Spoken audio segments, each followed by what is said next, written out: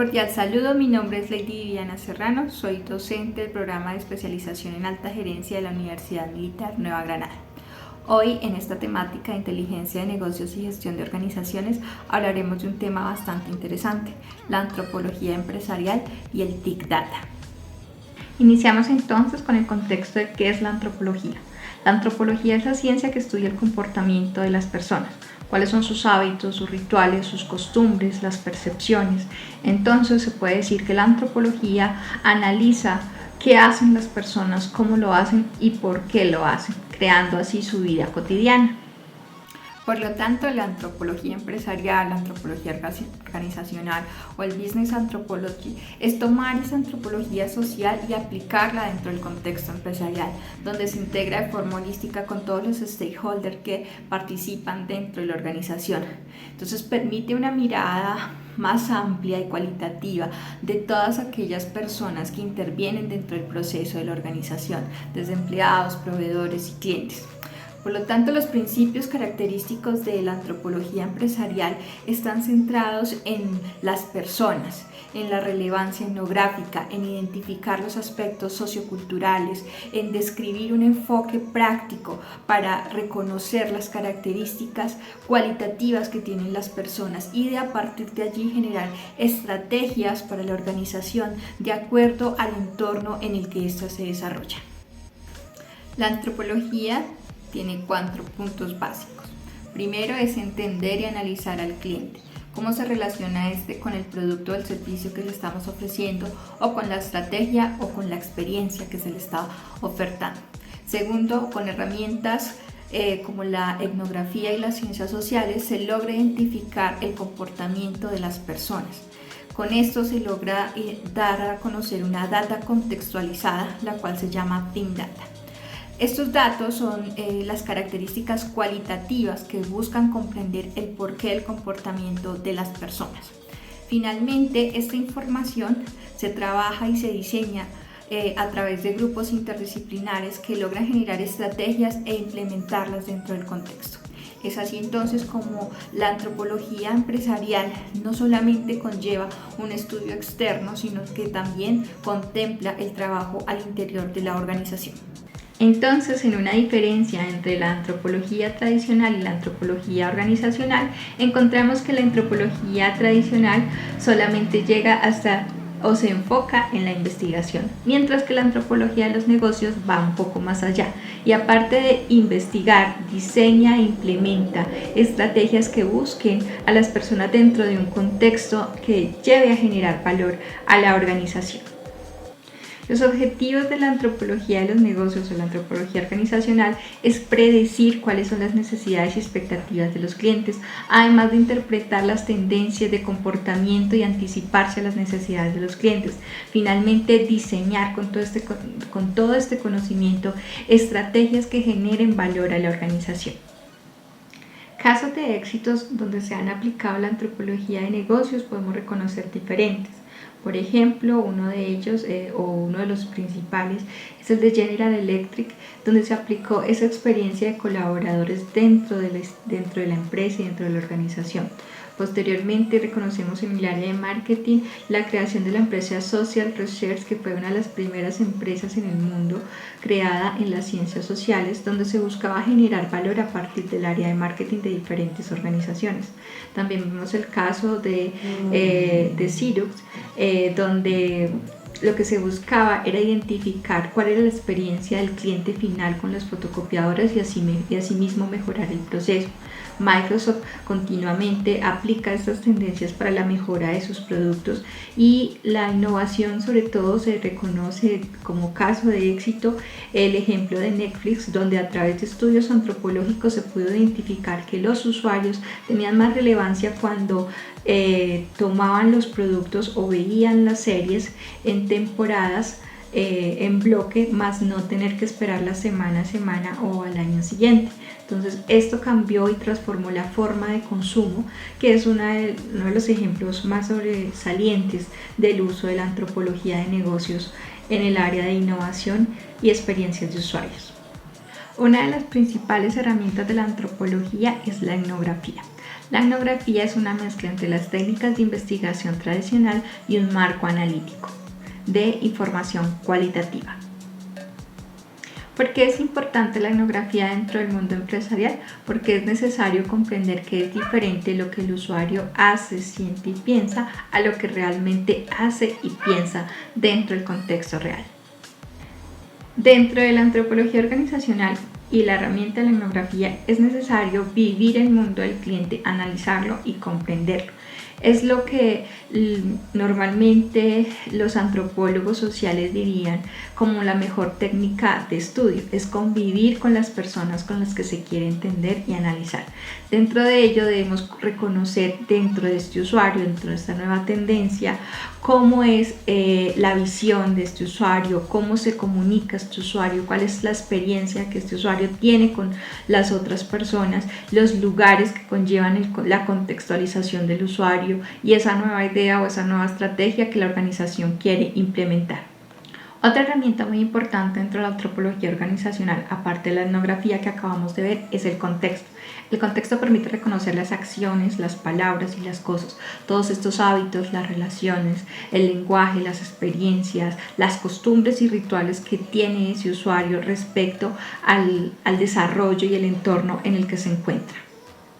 Para analizar el contexto es necesario reconocer 4 áreas muy básicas: el cliente, la empresa, la industria y la sociedad. Reconocer quién es el cliente, la visión, el comportamiento, las relaciones y a su vez desde la empresa cuáles son estas estrategias, los modelos, las acciones y la cultura que se desarrolla dentro de esta.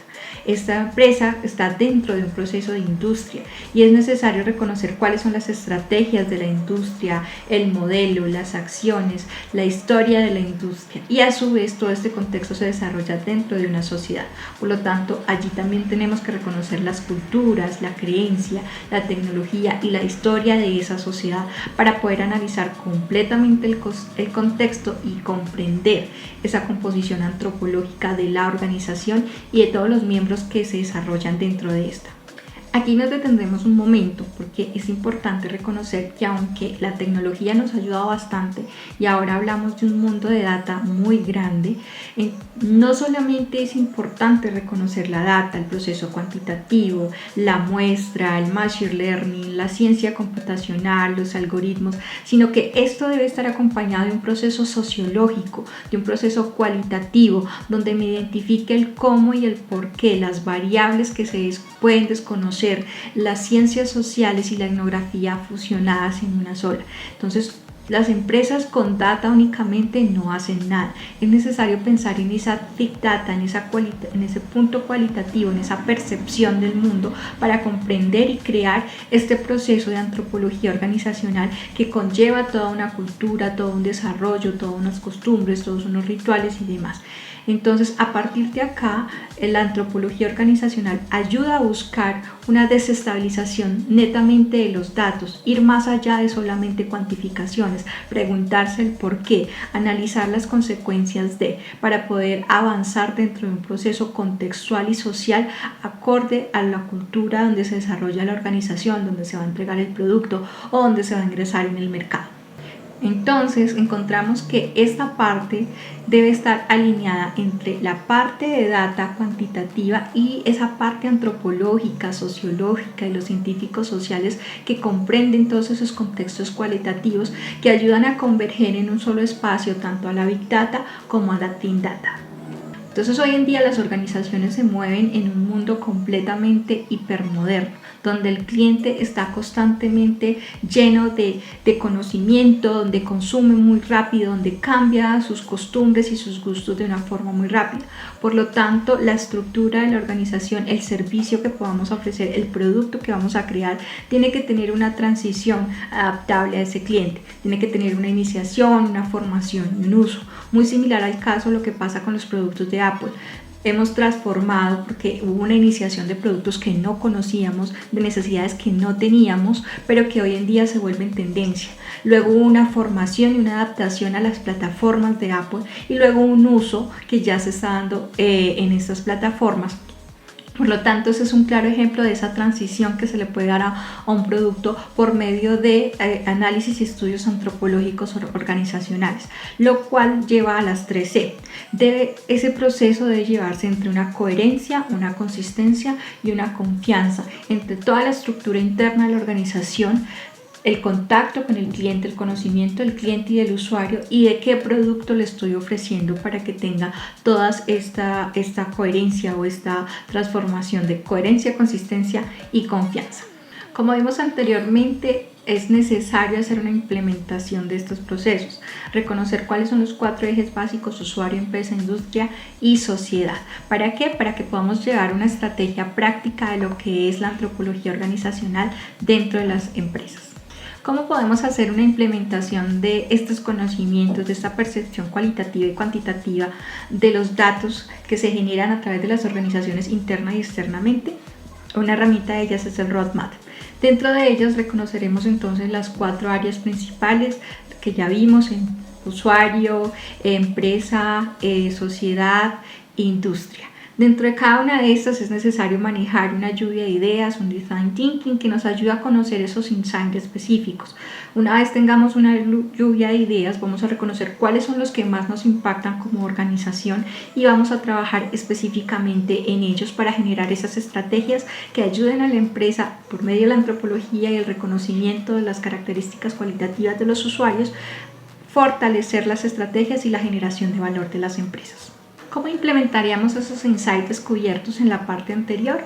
En el roadmap, pues esos insights nos permiten reconocer la Big Data y la Thin Data que requerimos. ¿Para qué? Para identificar el recurso, el equipo y las prioridades de esos insights que hemos identificado.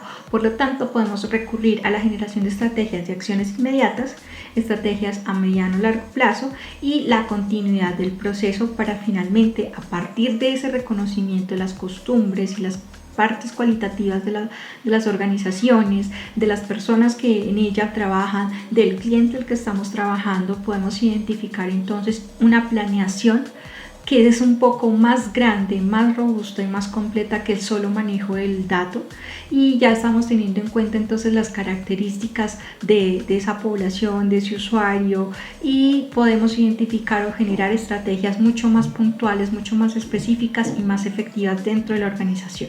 Con esto entendemos que hay nuevas tendencias dentro del concepto organizacional, que la tecnología y la innovación son sociales y que no nos podemos quedar netamente con el Big Data analizando cifras.